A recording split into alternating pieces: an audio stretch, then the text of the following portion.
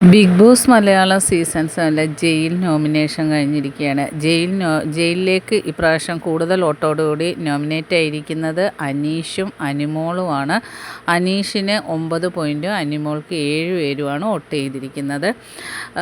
ഇതിൽ അക്ബർ അനിമോൾക്കെതിരെ ശക്തമായി തന്നെയായിരുന്നു ഇന്ന് ഇത് നോമിനേറ്റ് ചെയ്തിരിക്കുന്നത്. കാരണം ഒരു വൃത്തികെട്ട ചീത്ത സ്ത്രീയാണെന്ന് തന്നെയാണ് അക്ബർ പറഞ്ഞത്. ഇത് പുറത്ത് ഇതുപോലത്തെ ഒരുപാട് സ്ത്രീകളുണ്ട്, ആ ഒരു ഇനത്തിൽപ്പെട്ടതാണ് അനിമോളെന്ന് അക്ബർ പറഞ്ഞ്. കാരണം ഒരു ടാസ്കിൻ്റെ ഭാഗമായി നടന്നിട്ട് ഞാൻ ഒരുപാട് അനുഭവിച്ചു ഇവളിൽ നിന്നും.